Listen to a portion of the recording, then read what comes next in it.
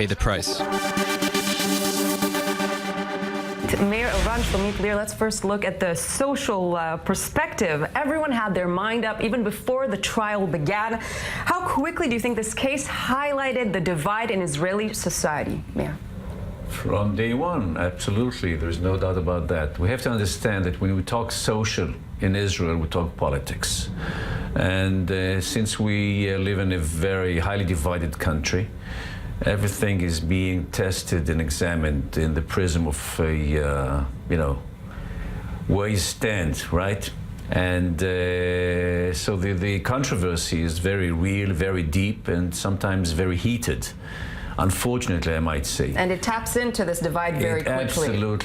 Absolutely does, because, different people from different perspectives see things completely differently. So it is a divisive... there are almost two stories told entirely different about this case. There are two basic stories. Of course, there are many more stories, but basically there are two stories completely different, completely antagonistic. And as I said before, it's a very heated debate in Israel, very unfortunately so. So that's where we are. That's where we are. Shlomit, what's your take? I agree, it's very political, but at the same time, I think in this case, although many politicians took advantage and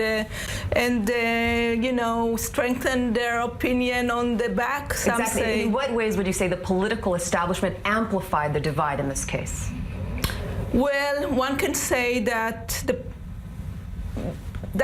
to begin with, going against the soldier before all the facts were on the table might have been a mistake. And also we can see social media as a major player in this case. And the fact that many people identified with Azaria because he was young, because he comes from unprivileged family, because he lives in the periphery of Israel, then that caused the politicians sometimes to change their opinion and go with the crowd and try to please the crowd. So I would say that the division is not only political, it's also based on humane and that goes all over the sectors of society. I want to actually stick to that point that you said. It raises once again the Ashkenazi Sephardic debate. Can you explain a little bit as far as the people who were able to identify what did this bring forth, what kind of feelings and what already existed that this trial brought once again to the front? It's important to me to say that although we have Neri wrote in Haaretz that this is Sephardic, Ashkenazic, it's not exactly so.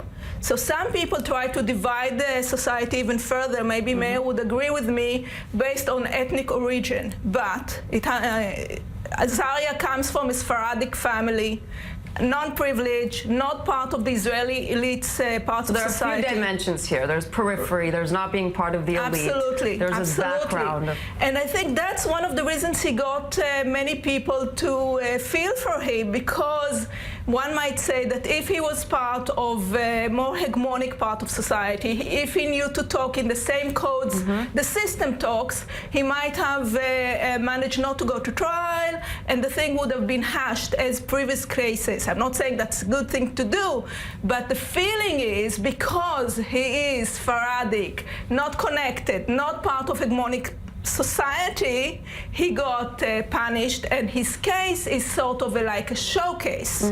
Showcase to foreign media, showcase to the world, showcase to Israel. Showcase, and some will even say that he's a scapegoat. Mayor, what do you think the debate is really about? Well, it's about values, of course. This is, to me, the most important element here in this picture. Very complex picture, to be sure. And when we talk about values, we have to understand that Israel is a democratic country with institutions based on philosophies. And our philosophy in the military is, and it's very clear about that, you do not kill not innocent people who are not in a position to defend themselves, okay? And this was the case, and this is why he was convicted. He was convicted clearly, without any doubt. And we have to understand that if there is an argument contrary to this very basic value, we have a problem. As a former military person, a senior person in the military, are you disappointed with some of the rhetoric from the political establishment? Well, I'm not disappointed and I'm not surprised. I mean, this is part of politics, but still the important thing for me is that the military is very clear about those values, about those issues, and they stay convinced and totally committed. This is more important than that.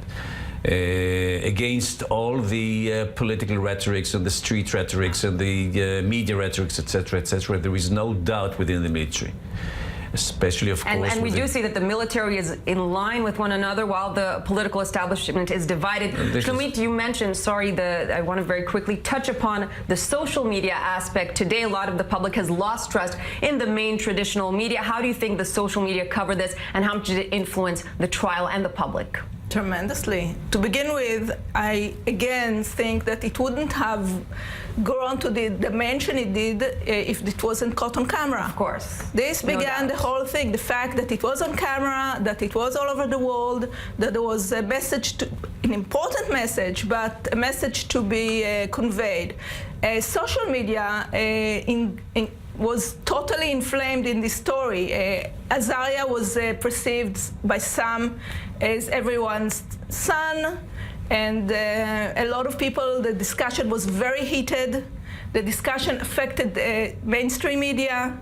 And also using the terminology, everyone's son, that was something that was used for Gilad Shalit, and yet these two stories are so different from one another. What's your take on the rhetoric and the exchanges on social media, Meir? Well, again, first of all, I understand that this is part of life. This is our reality presently, so there is no doubt that we cannot fight but we do not have to be in a position to be impacted by it as far as our values are concerned, because you have to understand, we have to understand, everybody has to understand that values is something that you have to cherish, to keep, and to nurture. We'll end the discussion with values. Unfortunately, that's all the time we have. Meir Elor, Shlomit, thank you so much for joining us today. We're going to take a quick break, and we'll be right back.